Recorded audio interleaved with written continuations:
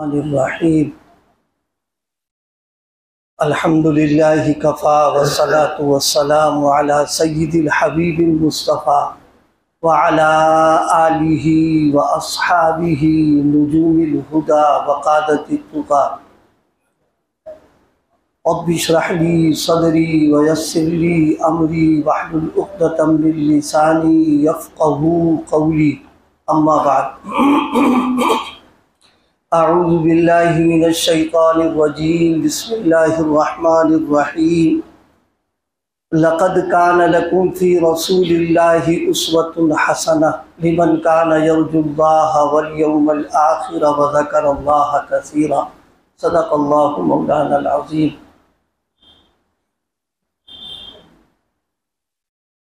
बुज़ुर्गान मोहतरम, मेरे अज़ीज़ दोस्तों और साथियों, हम सब लोग खुशनसीब हैं, खुशकिस्मत हैं कि अल्लाह पाक ने ज़िंदगी के कीमती औक़ात को और लम्हात को सीरत पाक के सुनने सुनाने के लिए कबूल फरमाया और ऐसे प्रोग्राम में शिरकत की और हाज़िरी की तौफ़ीक़ अता फरमाई है जो नबी पाक सल्लल्लाहु अलैहि वसल्लम की सीरत के उन्वान पर सजाई गई है, बुलाई गई है। अल्लाह हम सब के इस आने को कबूल फरमाए और हज़रात उलमाए किराम से बड़ी कीमती और मुफीद बातें सुनने का हम सबको मौका मिला है। इन बातों को कबूल फरमाकर अमल करने की तौफ़ीक़ अता फरमाए। इस वक्त एक आयत करीमा की तिलावत की है, इसका तकाज़ा और जल्द प्रोग्राम का भी तकाज़ा कि सीरत के ताल्लुक़ से कुछ बातें आप हजरात की खिदमत में पेश की जाएं, लेकिन वक्त का तकाज़ा और मेरी मसरूफ़ियत का तकाज़ा बस 10 बजे तक है। अल्लाह पाक इन मुंतज़िमीन को बहुत बहुत बड़ी तरफ से जज़ाए खैर अता फरमाए।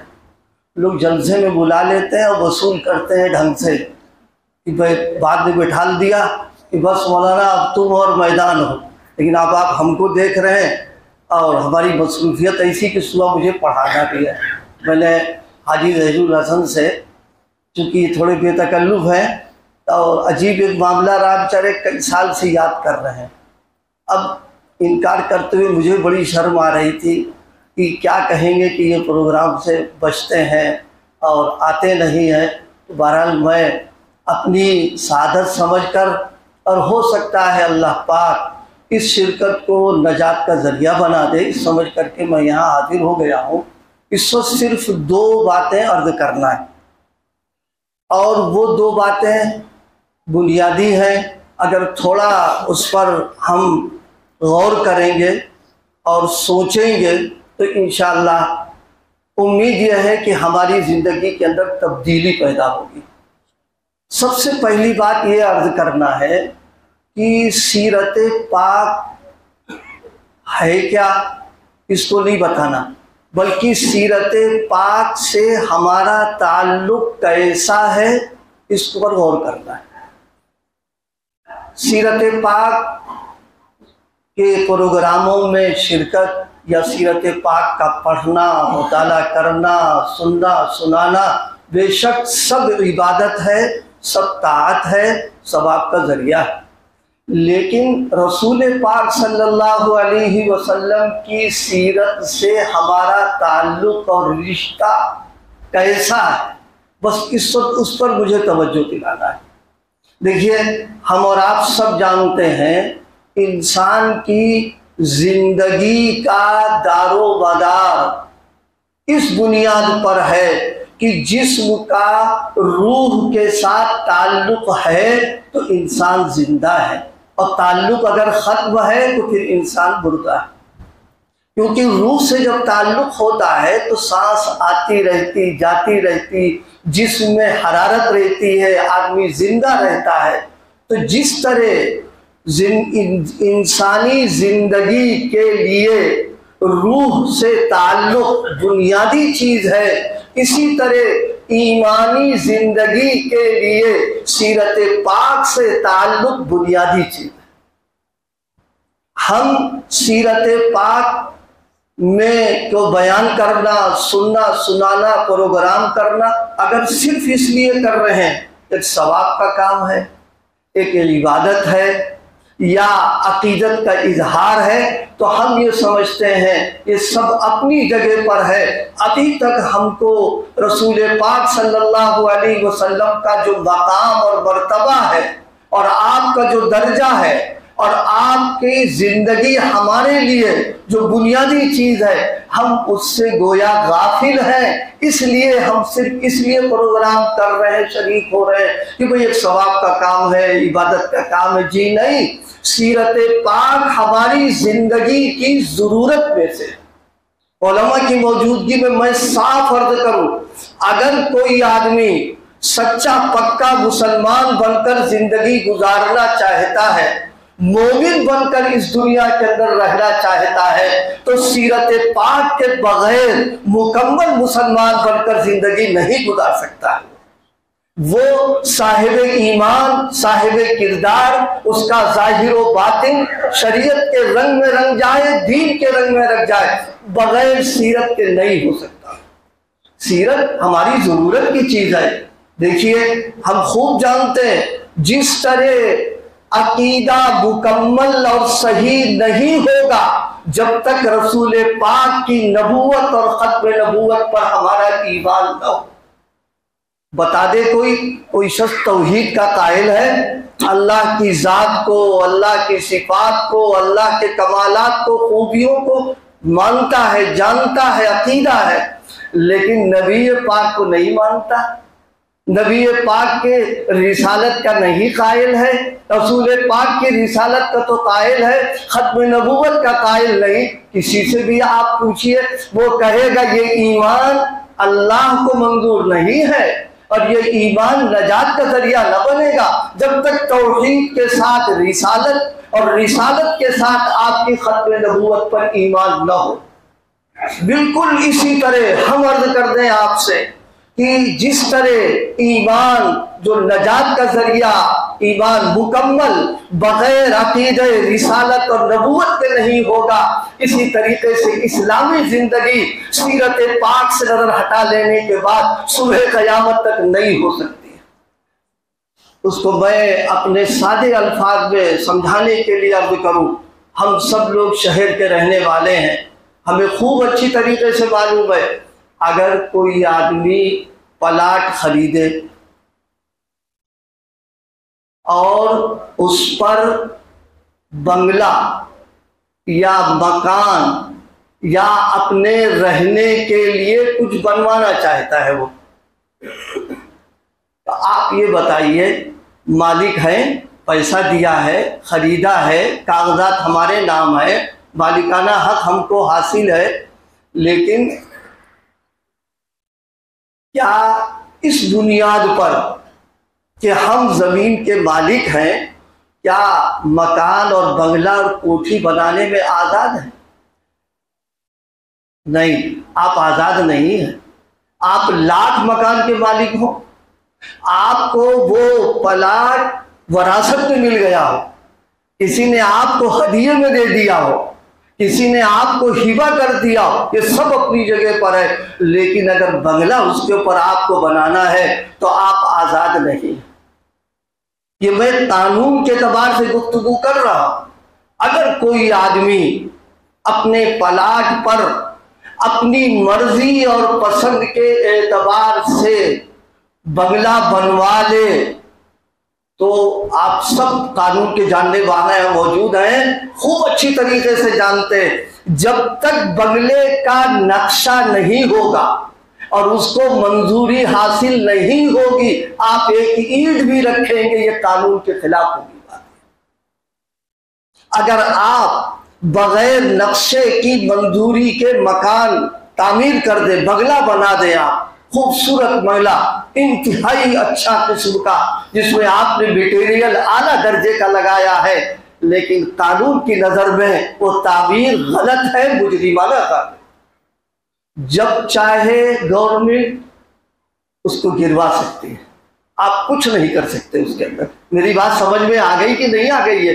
जिस तरह हम अपनी जाती जमीन, जाती जगह जो हमने खरीदी है, कागजात हमारे हैं, हम उसमें तामीर बगैर नक्शे के, और तनहा नक्शा बना लेना काफी नहीं होता है, उस नक्शे को मंजूर कराना भी जरूरी है। आप नक्शा तैयार कर लें और बगैर मंजूरी के आप उसकी तामीर कर लें, हरगिज सही नहीं होगा। नक्शा बनवाइए और नक्शा बनवाने के बाद आप उसको मंजूर करवाइए, मंजूरी करने के बाद अब आपकी जो तामीर होगी यकीनन वो तामीर कानूनी कहलाएगी। मुसलमानों, हम आपसे पूछना चाहते हैं, अपने आप को शामिल करके, जमीन के मालिक थे हम, जमीन हमने खरीदी और जिंदगी जो हमारे पास इसके मालिक हैं, जिंदगी के हम मालिक नहीं हैं, न हम इसके खालिक हैं। क्या कोई आदमी अपनी जिंदगी का मालिक हो ही नहीं सकता।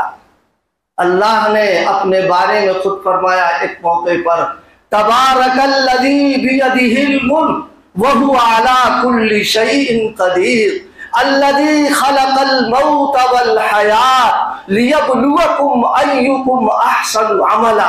अल्लाह फरमा रहा, मरना जीना तो मैंने पैदा किया, मौत और हयात के तो हम मालिक हैं, जिंदगी देने, जिंदगी लेने, जिंदगी अता करने, जिंदगी के बढ़ाने घटाने के हम मालिक हैं। तो मालिक कौन है हमारी जिंदगी का? अल्लाह पाक। जमीन के हम मालिक थे और जिंदगी का अल्लाह मालिक है। जमीन के मालिक होने के बाद हम उसकी तामीर बगैर नक्शे के, बगैर मंजूर किए हुए हम नहीं कर सकते हैं। तो जिंदगी के तो हम मालिक नहीं हैं, तो क्या जिंदगी में जो आमाल हम करेंगे, क्या उस आमाल के करने में हम आजाद हो जाएंगे? हरगिज आजाद नहीं होंगे। और एक बात जहन में रखिए, हम जो आमाल करते हैं हम आखिरत की तामीर करते हैं। हम जो नेकियां, जो ताआत, जो अच्छे अच्छे हम जो काम कर रहे हैं, अपनी जन्नत में तामीर हो रही, बना रहे, संवार रहे, तो दुनिया के मकान में तामीर करने के लिए हमें नक्शे की जरूरत है, और आखिरत के मकान के तामीर करने के लिए क्या किसी नक्शे की जरूरत नहीं है? अल्लाह पाक ने उसका नक्शा मदनी आका मोहम्मद रसूलुल्लाह की शक्ल में भेज दिया। हम यहाँ बगैर नक्शे के सोच रहे होंगे कि अपनी ताकत, अपने रुपये पैसे, अपने इख्तिदार के बल पर बनवा लें, आप जो कुछ भी बनवा लें, लेकिन कानून जब बात आएगी तो कुछ काम ना आएगा, उस इमारत को ढा दिया जाएगा गैर कानूनी कर पर। बिल्कुल मुसलमानों, इसको जहन में बिठाएं और अपनी इस्तेजार करें। एक एक नक्ल हरकत और एक एक अमल जो भी हमारा हो रहा, एक एक हमारी जो हरकत है, अगर दीन, सुन्नत, शरीयत इस सांचे में ढाल कर की है तब वो तामीर अल्लाह को पसंद है और जन्नत हमारी तामीर हो जाएगी। लेकिन अगर अपने हिसाब से, अपने मिजाज से और अपनी तबीयत से आपने छोटा सा भी काम किया तो वो अमल गैर मोतबर है, उसको रद्दी के टोकरे में डाल दिया जाएगा, उसका कोई एतबार न किया जाएगा। अच्छा, अब आप ये बताइए, मैंने बात वो अर्ज की थी, जरा जहन में रखिएगा कि सीरत की हमको जरूरत सिर्फ सुन लेना, प्रोग्राम कर लेना, सुना देना, मजमून लिख देना, मुताला कर लेना, यकीनन सब इबादत है, लेकिन असल जो मसला है वो इस बात का है कि हमको सीरत की कितनी जरूरत है। हम सीरत पाक से कैसा ताल्लुक रखें, कैसा सीरत पाक से हमारा राब्ता होना चाहिए, वो मैंने बहुत इख्तिसार से और आम अंदाज पर आपके सामने अर्ज कर दिया। नक्शा जिस तरीके से तामीर के लिए जरूरी होगा, आखिरत की तामीर के लिए मदनी आका मोहम्मद रसूलुल्लाह की जिंदगी का नक्शा हमारे लिए जरूरी है। अब कोई काम करना, अब आप एक बात बड़े काम की सोच याद आ गई, इसी बुनियाद पर अल्लाह पाक ने नबियों को, रसूलों को इंसान बना के भेजा है। ये अकीदे की बात है, तो समझने की बात है। अगर नबी पाक सल्लल्लाहु अलैहि वसल्लम और अंबिया और रसूल इंसान न होते तो इंसानों की रहनुमाई का फरीजा और पूरे तौर पर हो नहीं सकता। क्यों? इसलिए हमको लग रही भूख, अब खाना है तो खाने का क्या निजाम होना चाहिए, क्या तरीका होना चाहिए। हमको लगी प्यास तो पीने का क्या निजाम होना चाहिए, क्या तरीका होना चाहिए। हम जनाब वाला शादी कर रहे हैं, किस अंदाज के ऊपर शादी करें। अकीका है तो किस अंदाज पर, क्या हिदायत है, क्या नमूना। और नबी इंसान है नहीं, वो कोई और बन करके आया, मसलन फरिश्ता। न उसे खाने की जरूरत, न उसे पीने की जरूरत, न उसे शादी की जरूरत, न उसे अकीके की जरूरत। तो हमारी जिंदगी का नमूना क्या बनेगा उसके अंदर। इसलिए अल्लाह पाक का सबसे बड़ा एहसान कि अल्लाह ने नबी और रसूल इंसान बना करके भेजा है कि इंसानों की जिंदगी में जितने हालात पेश आते हैं, नबी की जिंदगी में वही हालात आते हैं। और नबी उन हाल में जो काम करेगा तुम्हारे लिए वो नमूना बन जाएगा।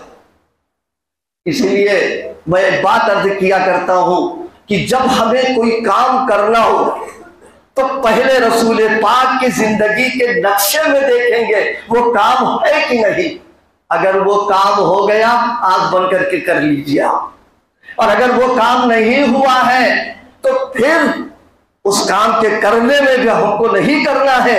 जैसे ताबीर करने के लिए नक्शे में जितनी इजाजत दे दी है उसी तरह आप ताबीर करेंगे, उसमें तब्दीली का आपको इख्तियार नहीं है।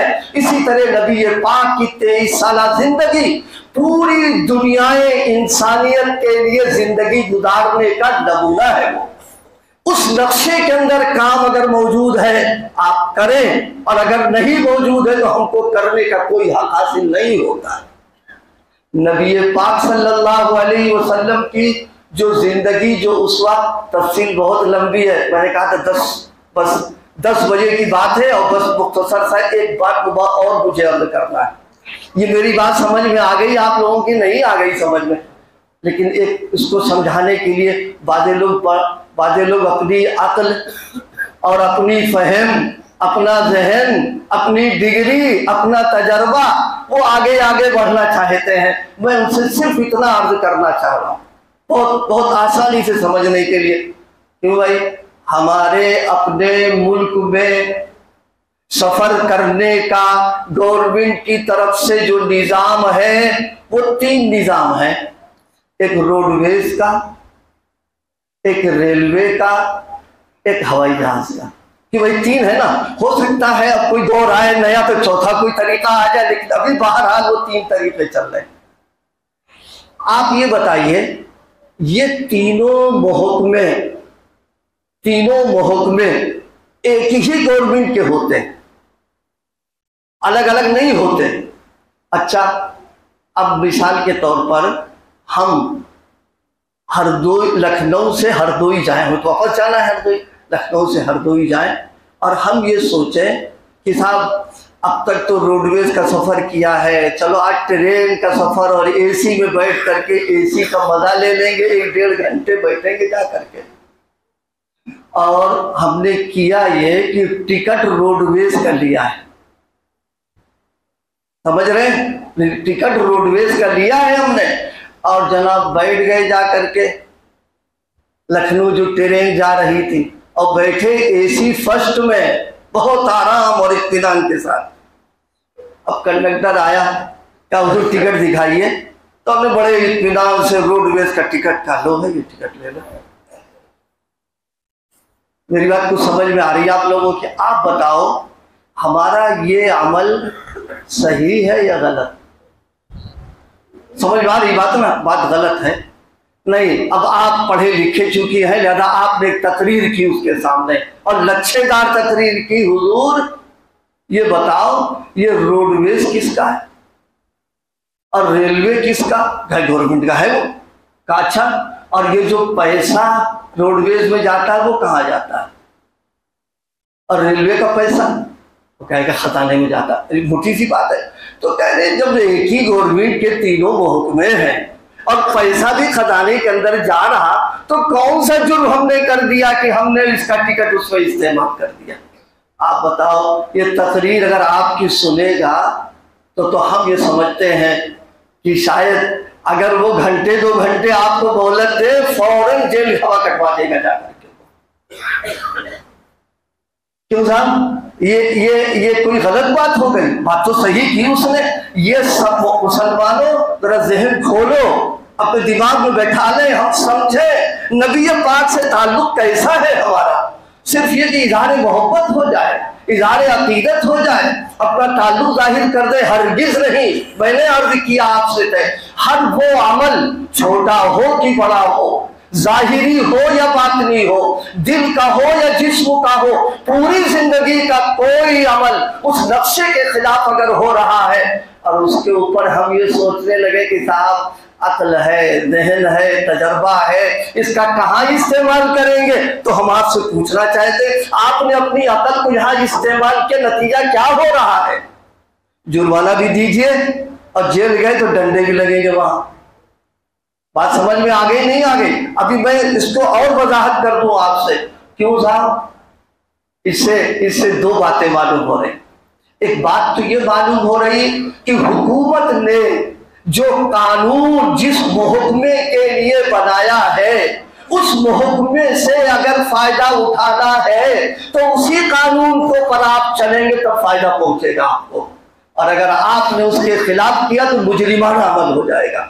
एक और दूसरी इससे एक बात और मालूम हो रही है, वो ये कि ये मामला करके हम गोया हुकूमत का मुकाबला करना चाहते हैं कि कानून जो तुमने बनाया, हमसे तो मशवरा कर लिया होता, हमसे तो पूछ लिया होता कि तुम कानून ये बना देते कि तीनों सफर करने के जो रास्ते हैं, जो टिकट लेकर के जिस जगह चाहे चला जाए, ये क्यों नहीं तुमने कानून बना दिया? जो हजरात पढ़े लिखे होंगे उनका अपना जहन चलाएं। मैंने बहुत एक इल्मी बात इस वक्त आपके सामने अर्ज की है कि जो लोग खिलाफ शरीयत, खिलाफ सुन्नत की बातें करते हैं, उनको सोचना चाहिए कि वो नऊज़ुबिल्लाह अल्लाह पाक और पैगंबर को मशवरा देना चाहते हैं कि अरे हम पढ़े लिखों से तो पूछ लिया होता कि इस काम करने का क्या तरीका है। मेरे दोस्तों, मेरे भाइयों, एक बात मैंने अर्ज कर दिया कि सीरत पाक की हमको जरूरत है पूरी जिंदगी, और पूरी जिंदगी में हर अमल के लिए, हर काम के लिए, क्योंकि नबी पाक को नमूना अकाइद में भी, इबादत में भी, मामलात में भी, मुआशरत में भी, अखलाकियात, तमाम चीजों में आपकी जात गिरामी हमारे लिए नमूना। बस इसी पर बात खत्म। अल्लाह पाक मेरी इन गुजारिशात, अभी हाजी जहीर साहब ने मुझसे कहा तो मैंने कहा अल्लाह पाक ने मुझे ऐसा शेख अता फरमाया, अल्लाह उनकी कब्र को नूर से भरे। वो 5 मिनट में भी अपनी बात कह देते थे और 15 मिनट में भी कह देते थे, और उसी को फैला तो घंटों की हो जाया करती थी। तो कुछ सीख तो ना पाए, लेकिन उनकी नकल तो करते ही है कि जितना वक्त है उसी में बात पूरी हो जाए। इतनी बात मेरी समझ में आ गई। अल्लाह पाक अमल की तौफीक अता फरमाए। व आखिरु दावाना